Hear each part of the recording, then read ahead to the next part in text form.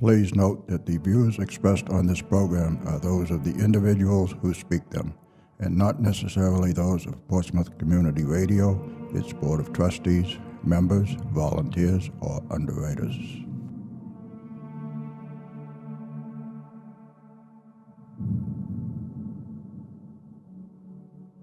Good evening and welcome to Spirit Radio. I am your host, Willie Hassell. Along with my co-host, Lynn Nickerson, we will take you on a journey into the unknown where the paranormal becomes the normal, a journey to a world cloaked in darkness where reality becomes a thin veil. So sit back, relax, and join us as we venture into the shadows, the darkness, the unknown, and back.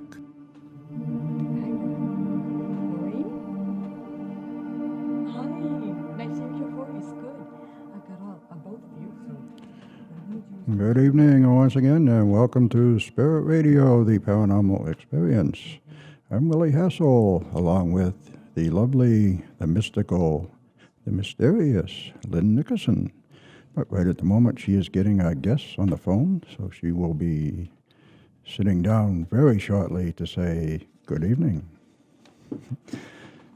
On this cold, chilly, good evening, how are you?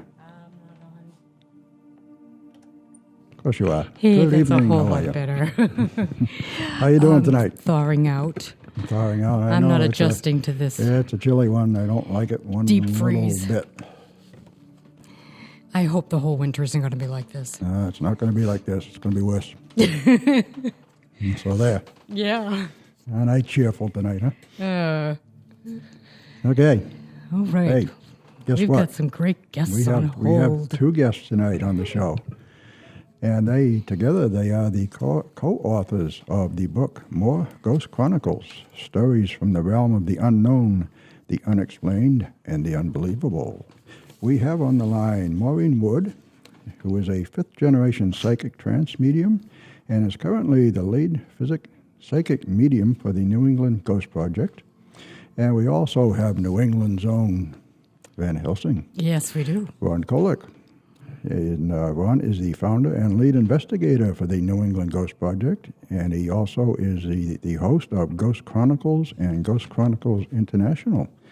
And we are happy to have them both joining us tonight. Good evening, Ron and Maureen. Hello.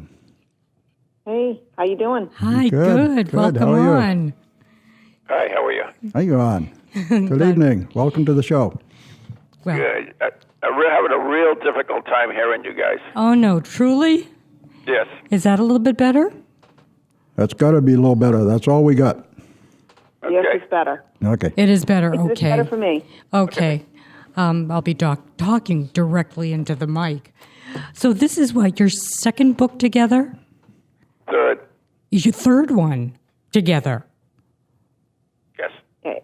Oh, that's Yeah, it's great. second in the Ghost Chronicles Series. Okay. Yeah. Okay, well, Maureen, I'm going to direct one question to you first. I think it's really interesting what you do, and I don't think everybody knows what it is that you do. They don't know what a trance medium is. Can you hear me? I can, yep. Okay, so could you explain to the audience what it is you do exactly every time you go out on an investigation, if you have any luck? Yeah, Do if that, we have, Maureen, will you? yeah, it's kind of tough. I wouldn't say it's every time we had gone out on investigations. I would say that, it depends. Every time is different. So if you have a time where the entity is really strong, and the spirit's trying to communicate, and I'm in a place, let's say, health-wise, that I'm going to let them in. Generally, I try to, my thoughts are, if a spirit is stressed out and, they're not able to let go, or they can't, they haven't been able to voice what they need to voice, it's allowing them to come through me in a way to let it out, right? So, sometimes it's really not pretty, as Ron could attest to, I'm sure. You always look beautiful. Yeah. It's not always, really. I would say, someone said to me the other day, I just don't understand that, Maureen. I just don't understand why you do that. And I think it's important to tell you, sometimes I think, what am I doing? I'm crazy. But on other times, my thoughts, Lynn, is if you're having a really bad day and you voice your anger, your angst, and you let it out, how do you feel? Much better. Better, right? You feel lighter. So I've always thought, if I'm doing them, Yeah, service. You're doing them a service. Solid. Thanks, Ron. But it's letting them, let's say, get something off their backs, if they had one. Yeah, because in that realm, I'm sure they have a hard time trying to communicate with us living, that are still in the body. So I really think that you do offer them a service. Yes, I hope that that's the case. And, who knows? Someday I'll find out, and they'll probably be yelling and screaming at me for not letting them speak longer. I don't know. Well, but some of them put you in some really precarious positions. And when that happens, we can get into the Pukwudgie situation in a minute, but there are times when you're totally taken over, and you do fight it then, don't you? When you have that ominous feeling? Yeah, there's times when, at first when Ron and I started working together many years ago, it really, it was a balancing act, I think. And, Ron would, get concerned for my welfare, and he would bring me back quicker, let's say, than I would have liked him to. Because what happens is, I know it looks really bad sometimes when I'm channeling. I understand that. But in my mind, I'm actually communicating, and it's almost like trying to find out what's going on and talking to them, and if it gets cut off too soon, then we went through the whole, channeling for nothing, right? Yeah. So in trying to either help them or get information and communicate, and Ron, we've worked together so long that, he just knows, and he could speak to it, I think, better, because he'll know the time when it's, say, enough to break it. Well, Ron, then let me ask you, You tell it, whatever the entity is, to get out, to leave her body, that it's not your own. Do you find that you have really good success at demanding it to leave? Right. Yeah, well, she's still there, isn't she? Well, I don't know. I don't know what kind of a struggle you go through under those circumstances. I haven't lost it yet, so, it works. That's, after all, this is our realm, not theirs. And right. So that's kind of what it's all about. Okay, well, sometimes you use the holy water and sage. So who blesses that? Who blesses the holy water? Is it from the priest? Of course. The priest? Yeah, of course. Well, you say of course, because sometimes there are a lot of, shamans or mediums or people who are really spiritually evolved, I'll say, and they bless their own water. And I was wondering if you did that. But I think it's like double armor if you have a priest do it. Professionals. Okay. So you have it blessed by the priest, and then you make your own special blend. Pretty much. And then you add the sage. Okay. All right, so, go ahead. Yeah, I was just, Maureen, I was wondering, when you're like, I don't know what you would call it, really deep into channeling, do you realize what's going on, or are you just kind of a conduit? That's a good question, and it depends. And I hate to be so vague, but it's depending on how strong the entity is and how intense the energy is. Sometimes, I don't even recall what's going on. I do it first, but then sometimes I've said and done things that I don't remember. And Ron will, in fact, when we were writing the book, we really sat down and, we were diligent. And Ron was adamant about, hey, we have to go through the video and make sure in the audio. And and make sure that we get everything exact. And then there's times when Ron would actually, in the book, write his viewpoint because I couldn't remember. I sat there and thought, I don't even remember what I said. Oh, that's good. That's good you've got that check system. Yeah, so it depends on the situation then. I see what you're saying. Yeah. Because I was wondering at what point, at one point, if someone was taking notes, like how do you remember the sequence of stuff? But you've got the guys doing the videography the whole time anyway, right? Ron? Yeah, well, we did the original Ghost Chronicles radio for a Ghost Village. We always carried a digital recorder, so everything was recorded anyway. Oh, good, yeah, good. But we do have other people that do take audio and video. So, yeah, we always have records of what we do. And when we write the book, we're true to what really happened. Because a lot of times once you get farther and farther away from the incident, then your own recollection isn't as good as what really happened. We wind up getting kind of foggy. Okay, so let's talk about your trip to the Bridgewater Triangle to, what is it, Assonet? Is that how you pronounce it, Assonet, Massachusetts? You're not asking me how to pronounce anything, are you? Uh-oh. Well, that's okay. I just want to get to say the word Pudgewucky. Just because I love the word Pudgewucky. You keep saying it wrong, Willie. But that's okay. We know what you're talking whatever about. it is. Whatever you want. Fine. That's right. I'm right. But Ron, when you assembled this group together and you told Maureen we're going to go for a hike in the woods, in the swamp, in the middle of the night, did you make it clear to her? In all fairness, it was in the middle of the night. Well, it was dark. Started off in the daytime. Ended up in the night. Did you let her know what she was in for? No, we keep her pretty much in the dark. In the dark? As much as we can, because we don't want to influence any results that she does. Yeah.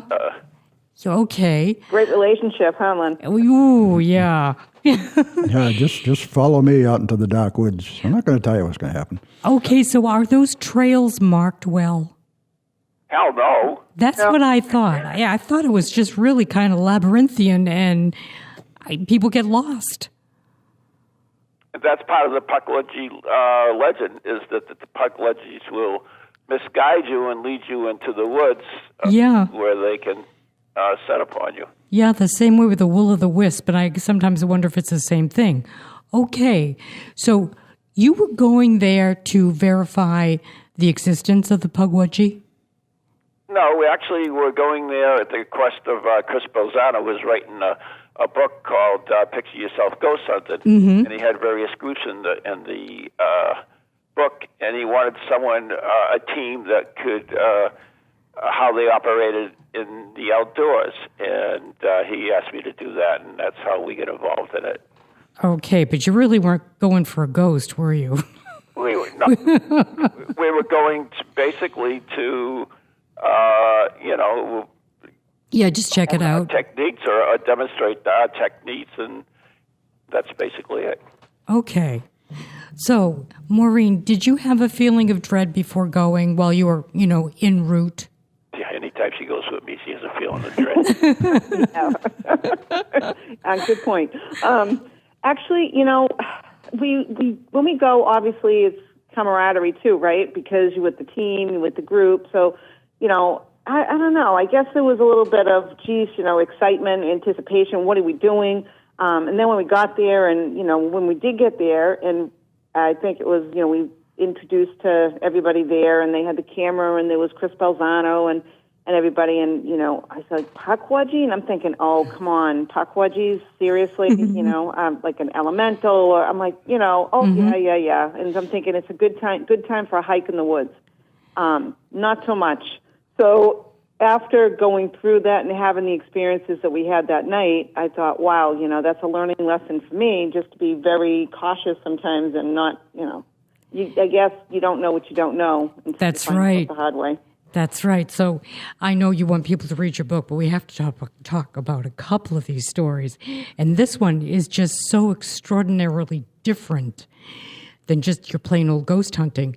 So you're walking along and you're starting to get a feeling that there's something following you guys and watching you guys? In reality, I think it was more Thermal Dan that picked it up on the thermal imager. Eventually, he was picking up a shadow that was dogging us in the woods.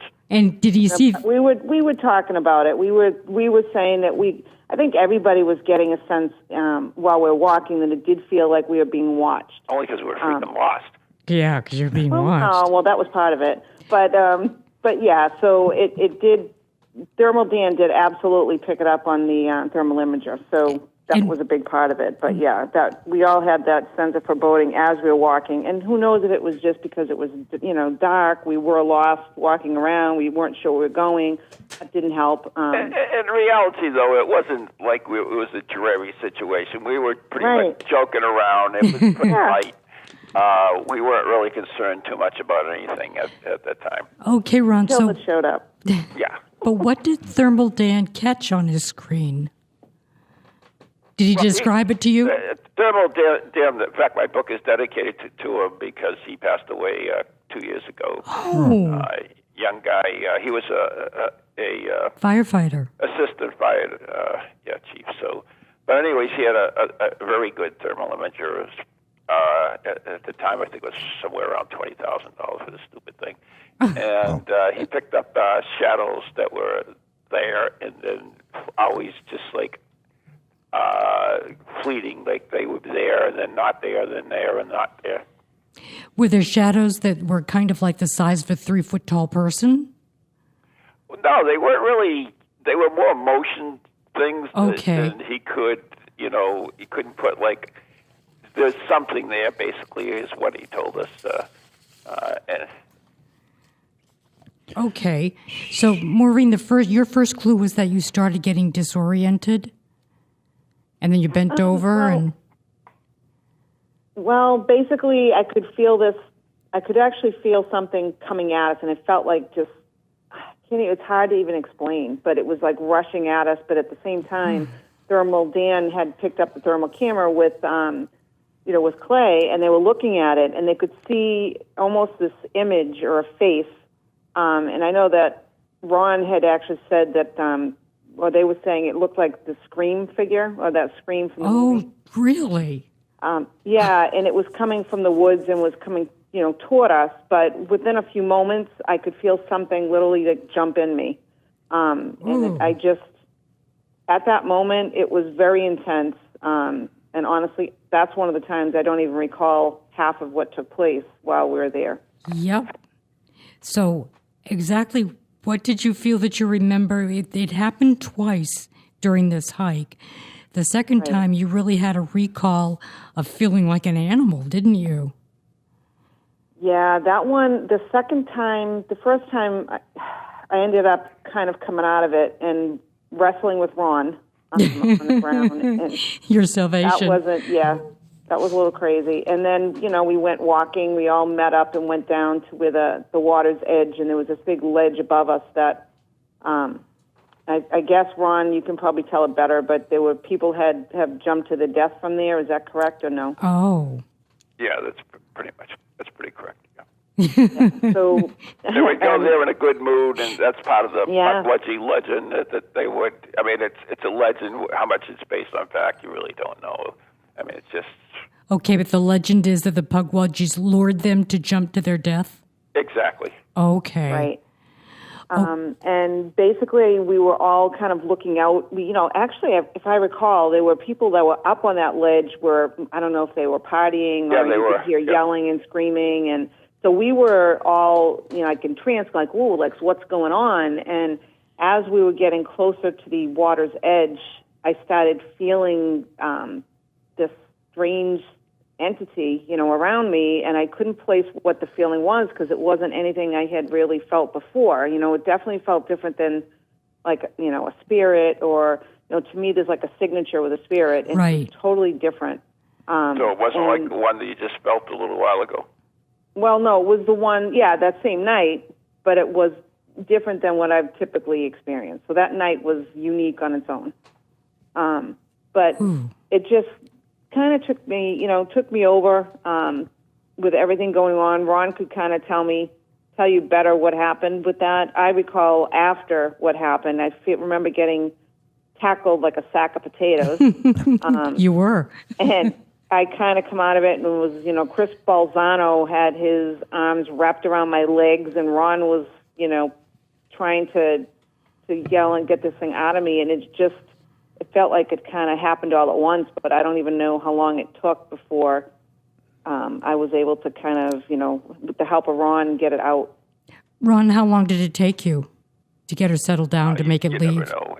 It's like one of those things you can't tell time when things are going on. Your brain actually messes up on you. Yeah. Time is so relative. For instance, the thing is like, it seemed like hours or it seemed like really quick. It all depends on your perspective your and mindset at the time. There's certain adrenaline that kicks in that actually makes time slow down, and other times it makes it speed up. So it's difficult to while you're doing it to, understand it. You get this video out there so you can see how long it took. Okay, then I got to watch that video. But I will tell you that right after, just so, basically when we, everything was said and done, I was a little even creeped out because I had this sounds a little odd, I know, but it felt like I just wanted to climb this tree. My mouth tasted like I had, I could blood? taste copper. Like when you bite your tongue and you have that metallic taste in your mouth. Yeah. So I kept thinking I must be bleeding, like did I bite my tongue when this all happened? And I'm putting my hand at my mouth and I'm, there was nothing. I had no blood. There was no accounting for the taste of blood that was in my mouth. So that was pretty odd. And I had the really like a incessant feeling of just chaos and running and just trying to run up this tree. And I thought, okay, this is really bizarre. And it didn't last long, but I know that within a few moments after that, we kind of all looked at each other and it was like, okay, I think it's time we need to leave. I was like, yeah, time to go. Enough for the night.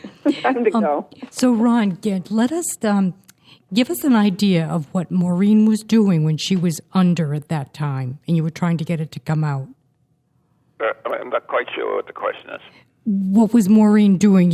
There's a mention that she growled and she felt like she had claws and. Right. Basically, you just command the spirit to get there. But she attacked you, didn't she? And growled. Yeah, well, I more like attacked her. Oh, okay. But she was getting out of hand, right? I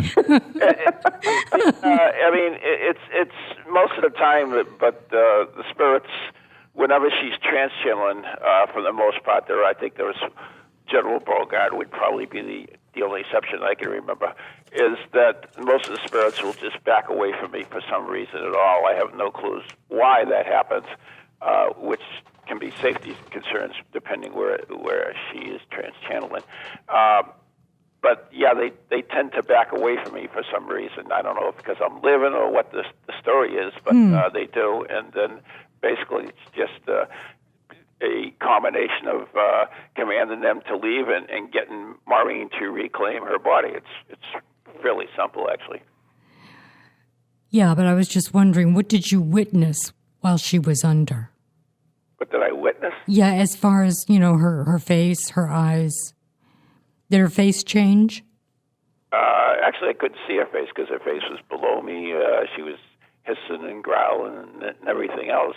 Hissing, that's all. I had thrown her in a full Nelson, so it's not like I could see her. So, no, I didn't see anything really.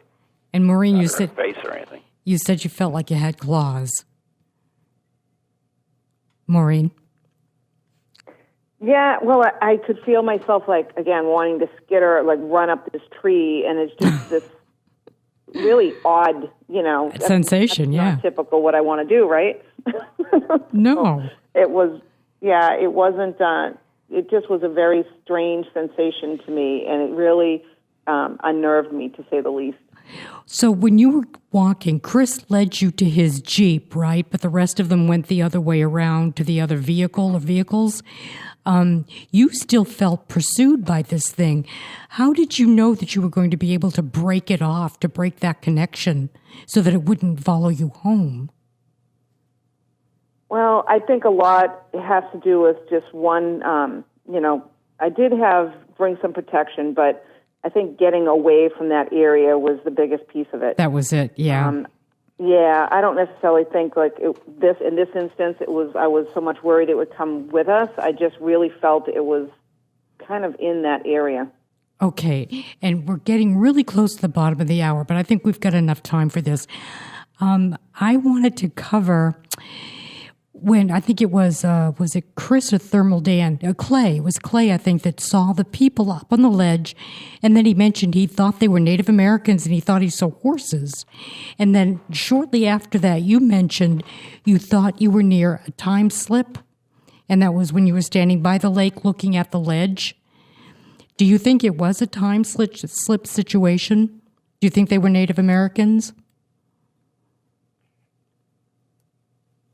I don't know. I can't say for sure. I think that we were picking up and having a lot of interesting occurrences, and I think there was something that a reference to him seeing, like looking in the camera. And more or less the trees look like Native Americans. Yeah. The trees? Americans. So they never got anything on video when they pointed up there? Oh, yeah. They got the shadows, the trees looking like Native Americans. Oh, I see what you're saying. Okay, but I thought there were actually real people up there, too. So I guess there were real people. There were. Yeah, there was. Right, but they were just regular people, nothing supernatural or anything else. Do you think there was something like a blending of dimensions going on? Maureen says that, but that wasn't anything. We couldn't validate it. Yeah. Oh, okay. Yeah. It was more of an impression or. Yeah. That's a good point, Maureen. That's a very good choice of words. Impression. It was more of an impression. Okay. That place is just supposed to be so strange. There's just so many different reports of the Bermuda Triangle. No, the other triangle. I'm sorry, the Bridgewater. They both start with B, don't they? Yeah. So, Maureen, how do you feel about going back? Oh, please, no, thanks. Good. I wouldn't. Been there, done that, huh? Yeah. Well, let me tell you that I still have to see that on TV occasionally, and let's just say I'm surprised I'm still married because of it. Really? He must have been worried for you. Well, he was, I kept saying, it's like, oh, the Bridgewater Triangle, and I guess it must have come up on TV that he was looking at it, and he kept saying, come over here, look at this, Maureen. I think it's on TV, and I'm like, oh, no, because he had never seen it, and they showed the video, and I said, oh, don't worry, they won't say my name, because there was one version, they didn't say my name, and then about 5 minutes later, they came back from commercial, and they said, in Maureen Wood, and I saw the look on his face, and I'm like, oh, no. Oops. Like, oh, my gosh, everybody's going to know. Have friends come up to you about it? I've had people mention it. Ron would show it when he was teaching classes, so I've had people come to me saying, oh, my God, Maureen, that's horrible.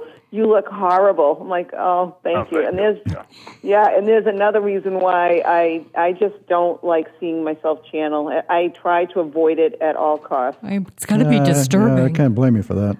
Jeez, it's got to be disturbing. Very disturbing. But we are at the bottom of the hour. Yes, we are. So we're talking to Maureen Wood and Ron Kolek, and their latest book is More Ghost Chronicles, and we're going to be back in just a minute, so please don't go away.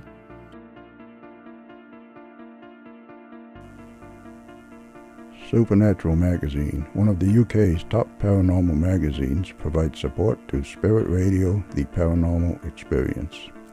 It is the magazine's goal to bring every aspect of supernatural news and research from around the world under one roof to create a universal platform for all those interested in the supernatural. More information is available at supernaturalmagazine.com. And you are listening to Spirit Radio, the Paranormal Experience on WSCA 106.1 FM in Portsmouth, New Hampshire.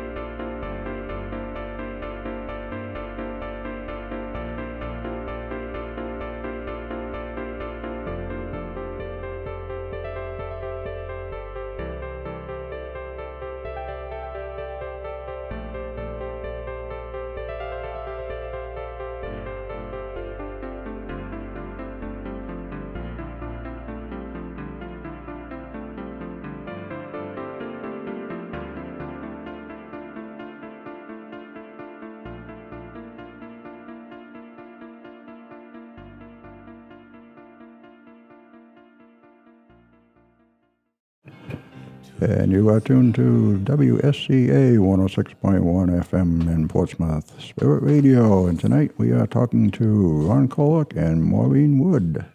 Welcome back to the show. Welcome back. Oh, thank you. Okay, so our next story, I was hoping to touch on Turtle Mound. I hope you've both reviewed this now. Yeah, you did your homework, didn't you? That is a fascinating story. I love stone structures, particularly like these megalithic ones. So the feeling is that, well, I guess the history is that the Algonquins and some Irish monks habitated the place for a while, but it's supposed to go back like 4,000 years, right?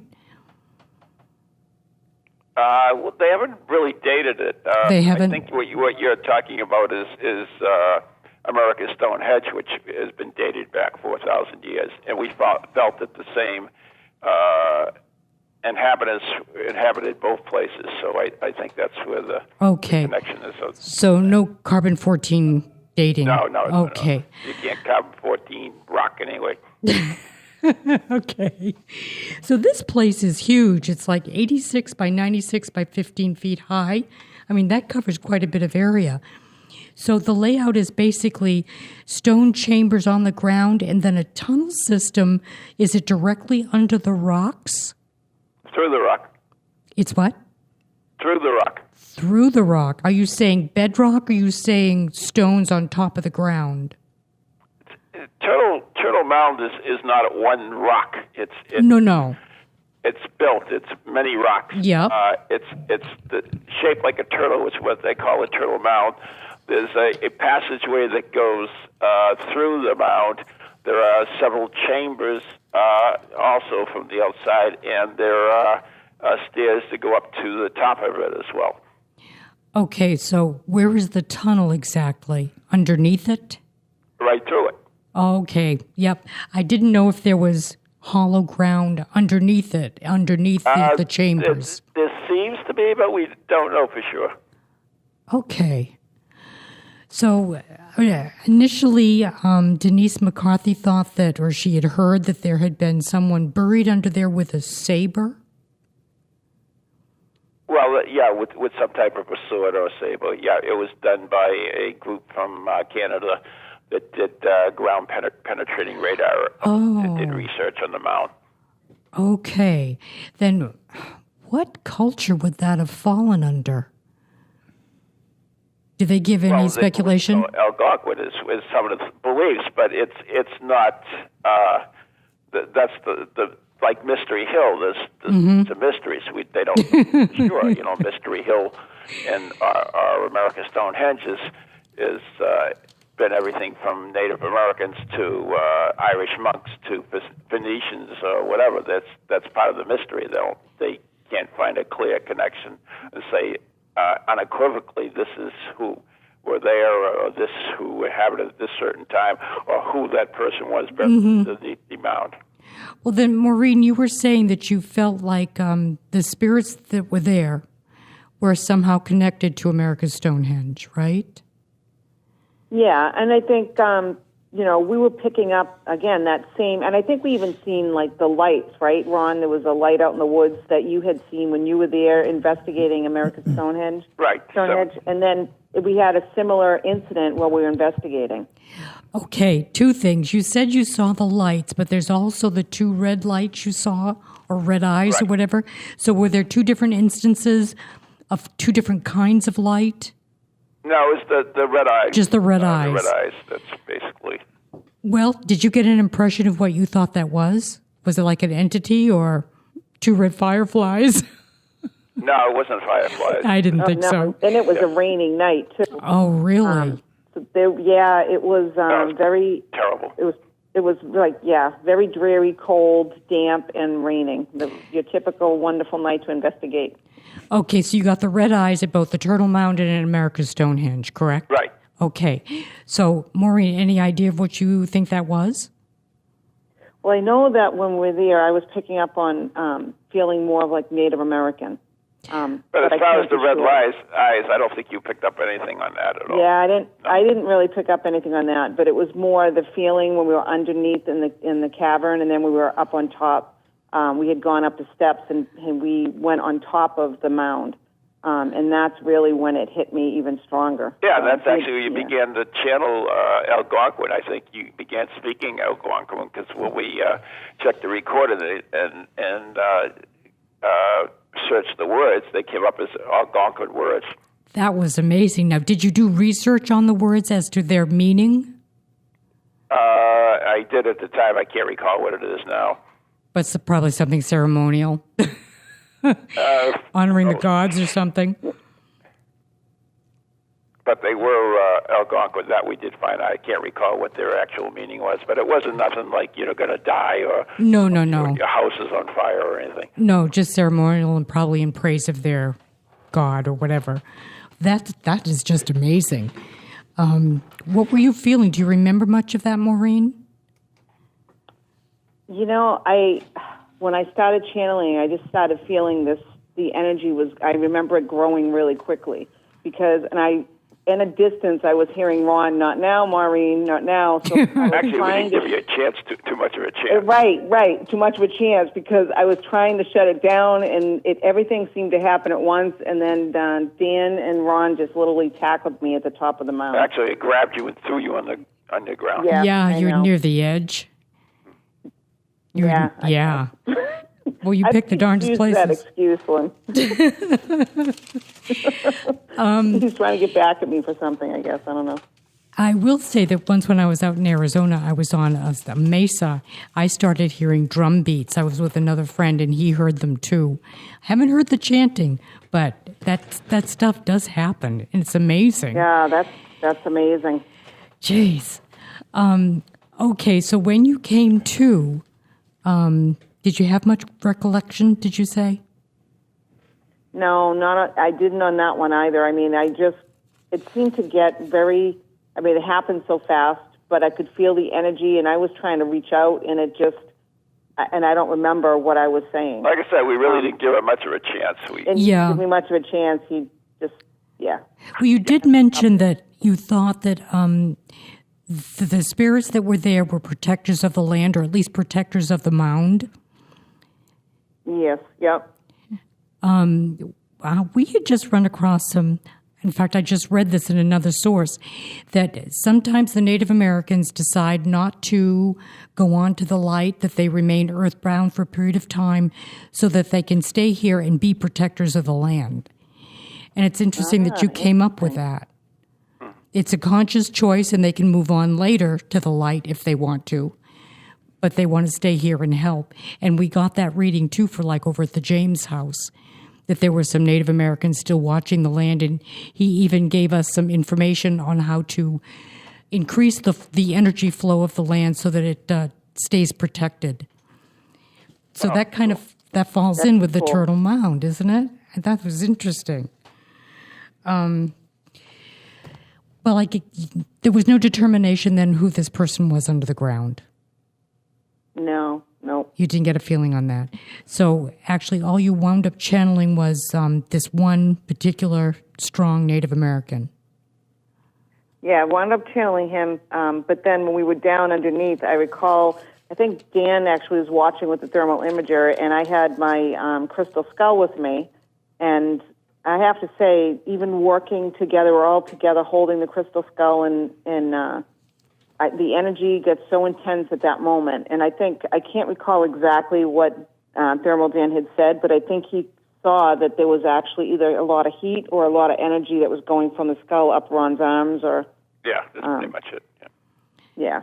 And but he could pick it up on the camera. Right, he could actually visually see it. So do you think it was sort of, the skull was acting like an amplifier?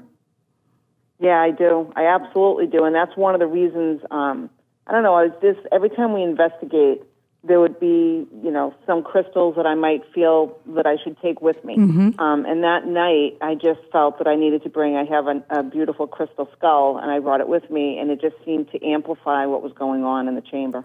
Wow, that's amazing. So how long were you guys there? We didn't have a ton of time because it was terrible. Yeah, because terrible weather. The night was awful, and so I would say probably maybe 3 hours maximum. Okay. Did either of you get the impression that maybe sacrifice had taken place there, animal or human? I don't think I remember that at all. How about you, Maureen? Yeah, I don't remember that. Now, I did it the Stonehenge. I remembered that. Yeah, I had that feeling. One. Yep. But it was a different one, not at Turtle Mound. Okay, yeah, I did too. I got the feeling of human sacrifice at America's Stonehenge. But nothing at Turtle Mound. Yeah, you too. Okay, yeah, I think that stone is much more than a stone for creating lye soap or whatever. It's just too big, you know? And there was... Yeah, well, I was feeling that before we went around the turn. Like you really? Around that turn, and before we went around it, I kept saying, wow, I kept feeling this Native American, and there's like a sacrifice going on. And everyone's like, yeah, sacrifice. And as you go around that little, like the turn to get there, we see the big table. You see the stone. I'm like, oh, well, there you go. Whoa. Maureen, did you get the impression of any robed people, robed women? Not that night, no. And, you mean over at... I did Stonehenge. At Stonehenge? You know, to be honest, I don't remember, and I think the impression for me was that Native American that we picked up on, that, because he actually, I mean, it was in our first book, but he actually came in the car with us. Oh, so jeez. He was such a strong spirit, strong entity, and he literally came with us, and we had such an experience over it that I don't even know that I would have picked up on anything else. It was like he was very dominant. Dominant, yeah. Well, then, Ron, you had mentioned something about a demon over at America's Stonehenge. Is that right? About what? Picking up a demon? A demon. A demon. Because maybe I'm making the association with the red eyes at both locations. Oh, we might have made a reference to that as well. That was the red eyes at the original Stonehenge was seen by Dennis, who was a cameraman from AT3 that were with us on the original investigation at the American Stonehenge. Actually, we were the first group to spend the night overnight on the main site up there, and so that was intriguing. But I don't recall the demon. I know that Brian the monk was there, and he saw a visual of a row of what he called robed figures going up the hill. So, I mean, that was kind of cool, too. Where did he see that? Turtle Mound? Or? At America's Stonehenge. Oh, really? Yeah, but part of the which he wasn't aware of course, was part of the theory is that that site was settled by Irish monks. Colombo, I believe is his name. I have terrible names, you know that. But there's records of them Culdy monks. Yeah, there's that theory too. Okay, how about if we move on to your investigation when you went to Georgia to sign the book, the agreement with the book? That was a really full weekend. Oh, yeah. Yeah. Yes, it was. Wow. You crammed in so much. What amazed me, though, was, you were looking for Nathaniel Beauregard. Did you ever find him, Ron? In Georgia? Yeah. No, we did not. Oh. Did you ever find his grave anywhere? A bunch of bull that he was giving us, which he's done before, so it was not like a surprise to me. Okay. Well, then, it was really nice when the cops came along, but I think it was more than they just wanted to accompany you. I think they wanted information. And you did an incredible job. I think you really blew their socks off, Maureen. Oh, it was, we weren't sure at first, and then they had us, walk over to the graves and see what we picked up.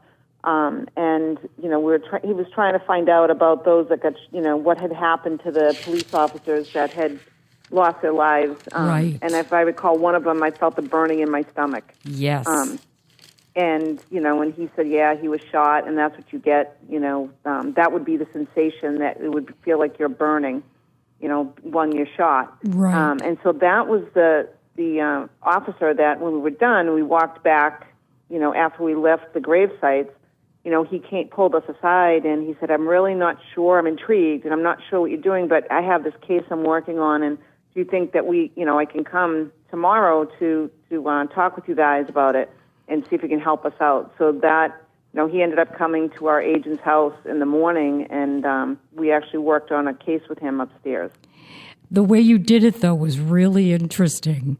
Looking at the photographs and then dousing the photographs and choosing one and then doing the blind test with the names. And what she did was write names of people on papers, suspects as well as fake names, and then ripped it up individually and folded the paper so that she couldn't see the names on it. And then she doused the pieces of paper and came up with the suspect that was the major suspect, I should say, the prime suspect. That blew my mind. Right, and I got to tell you, it's interesting because I dowsed for years, and I kept thinking, I actually did that for me, Lynn, because I kept saying, it was a lot of pressure. Yeah. Like, oh, no. Like, if I'm dowsing, I don't want to douse and use my own, my beliefs in it. So I wanted to make sure that I was distant from whatever I picked up, that I was dowsing and it was as accurate as possible. So by doing the blind dowsing, right, because we know that you can manipulate the pendulum. You can influence it, because you want a certain outcome to bad. You have to be careful with what you're asking, and so this was a way for me to kind of step away from it, be objective, try to douse and get the reading. Yeah, because that's a big responsibility to blame someone that might be innocent. That right. weighs heavy on your mind. Yeah. And I was wondering, Maureen, do you do work at all with other police departments, or was that just like a one-time? Yes, we've done that. I mean, I actually have done it. My daughter is a police officer, and I have actually helped her out. She used to work for a detective, and I used to help her, the detective out through her. Oh. But Ron and I had actually. We had done a talk one night with the team, and we were approached by a detective at one point, and Ron and I were working with them on a cold case. Oh, excellent. So it was a really old case?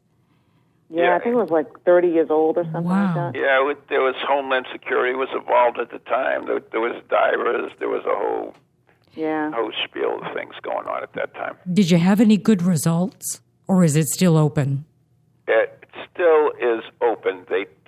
We believe what we have, but we don't have the evidence to do anything. At least the last we heard, which has been a while, actually. Wow, that's amazing. Well, that was just one heck of a trip. I found that really an interesting chapter, too. Okay, so here's a question for both of you.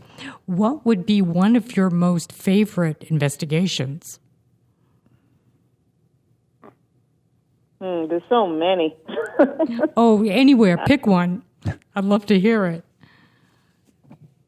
Based on experience and the information that you were given, based on the knowledge that you gained from the investigation. I think one of my favorite actually comes from the first book, and that, of course, would be The House That Went to Pot. Oh, that's funny. And, where we actually ran into a couple of spirit children, and I ended up playing tag with them. Did you? They eventually led us to... I remember that we had made contact. Maureen had made contact with it, and she got the name of the girl, and for some reason I had come up with the name of the boy, and we ended up going to the woods in the middle of the night, following them, and we found this graveyard out in the woods. It was a small family plot, and their names were on it. Oh my gosh, that is just unreal. Was it Michael and... Was it Michael? Was the boy? I can't recall offhand. It was. I think it was actually. Yeah, Michael sounds familiar. Yeah. Yeah, I think it was, and I can't remember the name of the girl. girl. No, I can't. Yeah, I can't. And I just read it a little while ago too. So how were you following them? Was it you, Maureen, or was it with the dowsing and asking what direction? Yeah, he was using the EMF. I mean, we were communicating with them, and then actually Ron was validating, the fact that they were running, because I'm like, they're running around the mirror, and they're in around the house, and everywhere Ron went with the EMF meter, it was just lighting up constant. Okay, so Red and rapidly. Any idea what they died from? Oh, God, that was a long time ago. I know. Do you remember? No, I don't remember. It's awful. Oh, that's really sad. Were they the only two there, or was it a family plot? I actually it was think a family it was plot. an illness. Yeah, I think it was illness. Okay. But that was a while ago. Like and TB or something like that. Yeah. Only two spirits there, actually. So There were quite a few, did you say, Ron? no, those are the only two spirits there, but there were other graves there. Yes. Okay. All right, then the next one is, how about the most frightening, excluding the pugwudgie? How about the one you wish you'd never done. Yeah. Is there one like that? Absolutely, no. Really? Never had a frightening investigation. Never wished I hadn't done it. So. Well, for me, there was one that I would have preferred not to have. As soon as we got out of the car, and that was the one that was in our first book. It was in New Hampshire. And I have to say, the whole place just felt very dark and, I don't know. What kind of a place? The woods, a house? What was it? Well, the whole place, honestly, the whole land, because usually you go in the house and you're feeling it, right? Mm-hmm. If it's the spirits in the house and antagonizing or whatever's going on. But we got to this location, and as soon as I put my foot out on the pavement, I just wanted to get back in the car and leave. I know what you're talking about, yeah. Oh, yeah, you know what I'm talking about. And as it turned, because you know what, at that time, the spirit that came through was so oppressive, so just angry, and it was hard. I was having a difficult time to catch my breath. Angry. No, but it was this one. It was really bad. I mean, this is one where they left the ashes when the person bought the house. The previous owners, I don't know if he was the owner or a relative of the owner's ashes were left in the house. Oh, jeez. It was just a very strange scenario, right? And so these people decided they were going to take the ashes. Nobody wanted them. They didn't know who to give them to, so they went and put them in this little stream in the woods by these trees. But, they also she was doing a lot of different work with like spell casting and I have nothing against Wiccan but I don't know what she was doing, and she started having a lot of activity that she wasn't happy with, let's say, in her house and in her property. Wasn't there some kind of stories about people like being driven off the road or something? Is that the area there was something going on with the road? Accidents or something? There were reports of either accidents. That one. I don't know about that. Yeah. No, I don't know. Yep. Okay. This is isn't that the one, Ron, we went for the first time to go there and check it out? Is that the place we got the EVP about the Ghostbusters, or no? No, you weren't there for that one. No, but that's where you got. Is that where you got it? That's what I was asking. I don't think. Because I know you did a pre-check at the place, and you picked that up. That we got that when we were setting up. Yes, when you were setting up, right? That's all I can tell you. I can't recall what it was there. Okay, have you guys, other than sensing, have you seen anything?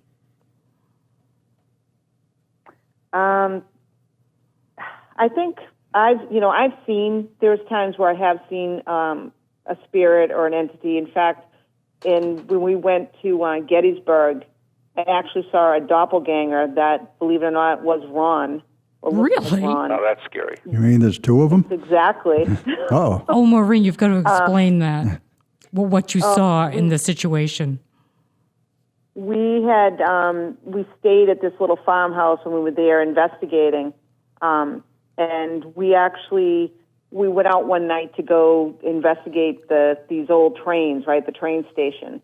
And when we got back, Ron had a big, huge bag of all the EVPs, the EMF meters and recorders and everything and flashlights. And we were just kind of getting into the house, and I wasn't familiar so much with the layout of it. And I'm looking at the house, and what it was a dining room that went off to the kitchen in the back. And then to the right was like a sitting room. with some stairs. But I didn't realize that, I saw Ron go straight ahead, like he went through the dining room, through the kitchen, and then all of a sudden I turned to my right where the sitting room was, and he's standing there looking through a bag of all his, toys, let's say, electronics, and he's just looking at me, this odd look, and I'm staring, and I'm thinking, wow, I didn't realize that it was a circle. I thought that you would go through the kitchen into the, from the dining room to the kitchen and kind of make your way to the sitting room like it was a big circle.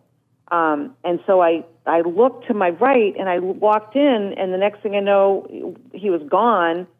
And I'm looking for the opening to get into the kitchen, and there was none other than what I walked through. So I took me a minute to realize, and then Ron came walking in. I'm like, oh, I just saw a doppelganger, and they came here, and it was you, or they tried to be you. It was a really interesting moment because I've seen it before, a doppelganger, but I never saw one that was Ron. So that is amazing.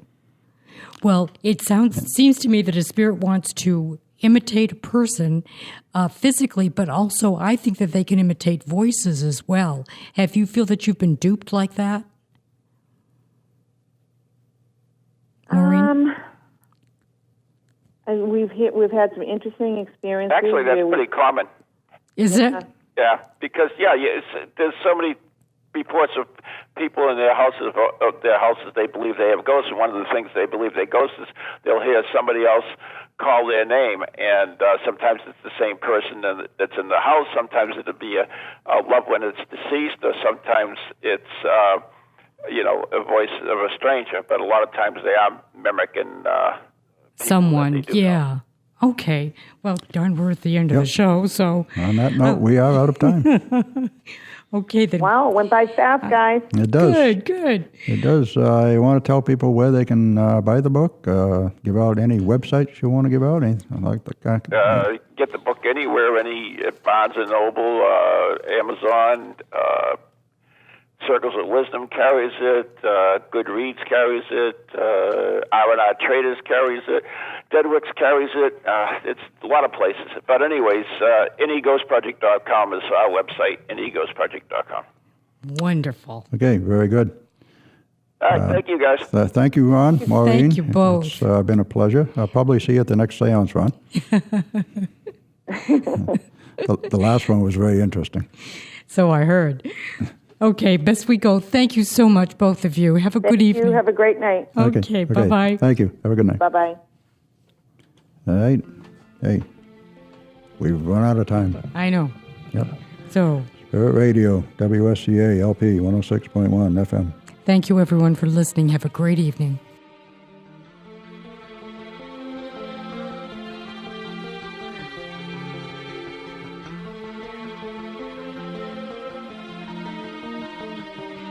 In this one of many possible worlds, all for the best or some bizarre test. It is what it is, and whatever.